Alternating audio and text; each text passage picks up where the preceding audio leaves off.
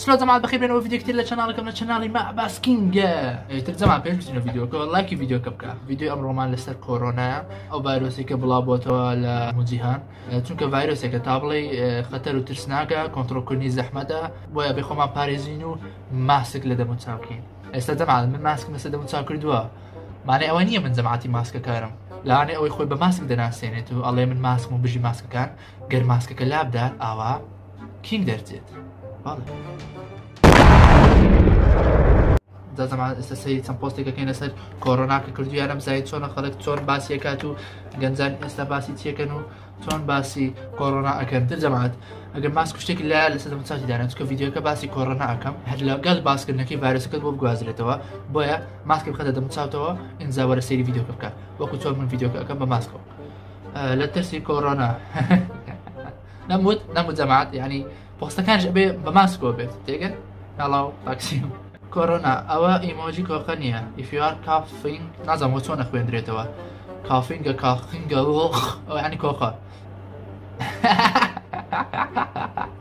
والله رازق وكي إيموجي كوخي بداخو يعني تاكو استا روشن بيديو إيموجي شني يعني كس نازم تاس إيموجي تو بكاردي تندرسي زيان فيروس كورونا بخيري لولاتنا ولا دكتور كسيستم تنسيان لا ولا شيء كرد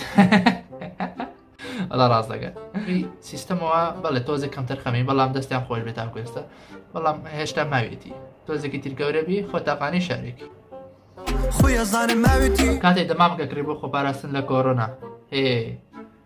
مدين شاينا براروتي هذاك هذي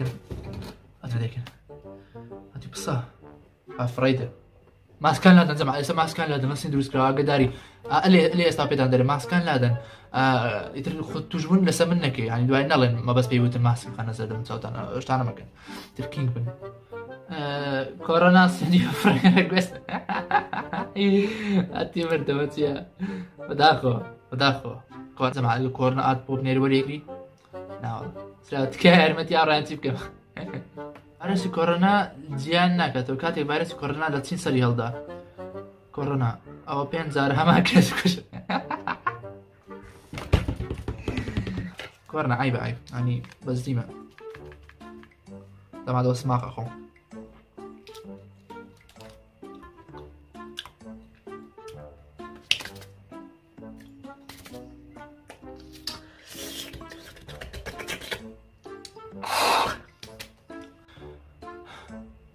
بشتيك لا إما الصينية كان ناسينو يعني هم يليكتين لا أوانج إما لهم ما ليكتين أبي وابي نازم كاتي كوبنو سرك ولا تكانا لسه فيروس كورونا وسرك سيني جبشمت أنا سيدي كان سلاو ناوت شيء تشين تشان تشون دست خورة تا توجبي أبي تا بيبر خلاص يعني كاتي بتنا لما على ميوان أوروبي تان هي ديت الله تاكسيم كذبنا زاني تقاندي شي كورونا بلاس 128 جيجا مرت لازم انا من نظام موضوع كتير بس تناقشنا هاتي 128 لايك شواتو 10 ميجا بكسل كاتي تبقى لك السين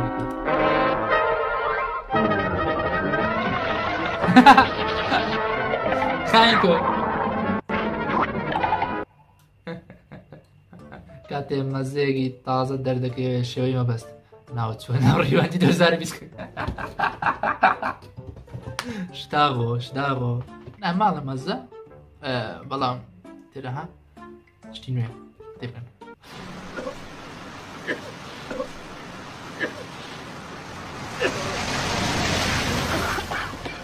برارو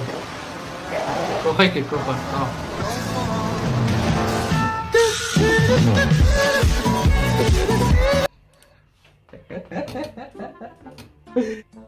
توش بن تواويل أمريكا فيروس كورونا المترسي بومز جوان دبي خوما باريزين سين بيويس بزوترين كان أو فيروس اللي ناو ببردريت كردستان مترسين فيروسك الصيني عادية والله أبي بترسين أبز دي با ماسك الدم كم برشكم كورونا فيروس توش بيه دايتن روجي بكارين ماسكك مدين شاينا بطاق ماسك بزوتيتي والله أملاي دنا توا بس بيتكسو زان الصين تشيلو أجلانا كردوا طبعا سزاور يقرن هبزي سزاور يقرن أما شو كيما كاكر جيان لبرن برا هذا خوارنا خوم كا خدا حرامي كردوا زور سيرن تشتي بيسي خون أنا كحلالي شبه بيسي خون أتى ما بزول على الامتحان بينس كرا بينس أنا كباز بس يا زاني يا سأل بريدات تخوا بس ولا يخوش توزي زوم جيرا باش تبع جواتنا بس كاكا باشا تاع كاكا سقساك مسألة أو باش كشكارك بسعري أو اللي نكردم يعني خو باش نقول بسعرك عم بينس كرا بينس أنا أو خوي خاله كان بوتي بينس كرا بين سنة باز ده شو كان أو برنامج بيشتر بسعري يعني بسعري تاع كسي كبسعري تاع كسي أنا كده يعني بثني أسوم بيشوا لسه باز ده خالبو يعني وقت بينس بسعري كده بسعري سي خالبو سي زارا بينس باز ده كا مش هم زاني أو صاج يصير باز ده يتر بوتي بينس كرا بين سنة كا مو زي الله بينس كرا سي نبزاني بوتي بينس كرا بين سنة كا مش بتم باز ده وبس بسعري كي لا وكيو يعني بس باش كنا ولا بسعري يعني مين نامي ولا كاتي رايح هنا بشمين يعني زانا كان ليفربول كاك برايم تالنزا او همدي بخوي كاك خو مرني كاك هذا بخو دي تالنزا غرد ناكري تو دا يشنا كاك دا جوان باش كاك باش شو دابو دستي خوش به يعني او تشالنجك هم ضل ما خوش بو هم اقدر من كسانه كي اشتواش اخوان نابرقنا للصين بقرين بجي مري كردي خوي اصلا اوه بس لون هسك ريك حبز دي من هيك فايلنيك مي قميصك ميان شتيك بانتولش او كاغزي بي بيكسل ليكم نازم نوش انا نازم حليكم اخري كاك واز لنا يعني تنكزوا عليكم من دول شيء فيروس كورونا كقول لما لا علي بودت الصين استعمل قريب كيف كان صار بس والله يا جماعه لا علي اشتكي بهابك يعني زور مهمه تاتي كار ورقيتو ما مست ابي بابا كان كارتك امضاء بكات كيشني خوم امضاءكم ترى ابي بابا كان كارتك بينته تي الله بخبره اي دابو تدي خد انت ما كان كورونا بيري فيروس نيا والله راسي شكا او تسيبهم من الله راسك ايش انا زاني استمنها لو انا فوق الصين بيوسف بزوترين كات صار سريبكين امريكا اجد صار سرينكين ابي هات سوق هذا خبكري كرد اجد دار بن بمزونا فيروس كورونا قاعد كردستان بوي تون اجد بينس كومنت بنص لايبر داخل بيجان ام كجا بس الصور بيتان تيجيشن شرطه او تسي الصين ماسك طابرة لا ببجي اگر هكا سكاتا لاتان لا ببجي وڵاتەکەی سیم بوو تاوە سەر ئەبێ ماسکە بکەن یان بڕۆنە دەرەوە کڵاسی تر وایە خۆ پاراستن باشترین چارە سەرە بەزدی کاتێمە لە عەلی دەگەڕێتەوە کوردستان حالی خەڵکی خۆمان حالی فڕۆکەخانەی ئێستای سین کە جوانە وڵای زۆر جوانە ژێوەی پەرستارەکانی چین کە منداڵێک لە دایک ئەبێت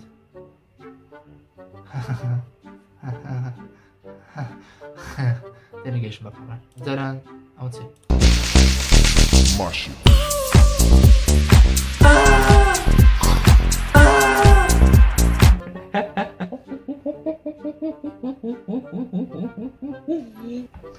بجي كرت كاتي فيروس كورونايات الله برتقال الله لقوريد ما وصل علي جامرة اون سنين صار سكتن هبيك برداق ميس ترى والله بجي نعم بزي دول الصعوبات يعني من بارك بهيك اشتب كامل علي بس كي شكاوية الله صوت الصين نهل بيتو او كي شكا يعني الله تازة توجبوا نهل بيتو العراق تاوك العراق اشتوجنك داخل 2020 World War 3 دريك كورونا فيروس Hello I'm back yeah والله إذا أما تريلر نوكي فاست فيروس نوع والله زعما متصوراني في المكان جون سينا تدا جون سينا روجي فالنتاين لسردمي كورونا فالنتاين زيدو ساروي شداغو يترو فيديوش مزياتر بأوكر خوتان باريزن تكو فيروسكي خطرة حسد صادزارك فيروسكي بيس رو لمروفات ذكاتو بمليونان كذا كوجتن او ريجا وشتاني كباسي كان لسين دلوانا كز مردوا دورة لراستي باركول بمليونان كز مردوا ريجا كان نعلم لو انا لسر مكوي دەبێ ئاگەمانە خۆمان بێ و سینیش وڵاتێکی کە زۆرترین خەڵکی تێدایە زۆرترین دانیشتوانی تێدایە تر ئاگەری هەیە بۆ وڵاتەکانی تریش بگوازرێتەوە بۆیە ئاگادار بن و بۆ خۆتان ببنە ماسکەکان والله فيديوكم بكم سبسكرايب كنالكم كأنوي تا فيديو كتير وتا كاتي كتير القناة اللي مسكين خواتان لقل طبعا بماسكو ما تصاريم يعني حزناكم تجبن بويا باش تكي لسه ماسكه بيتامله اما دي وكالك بو خوتا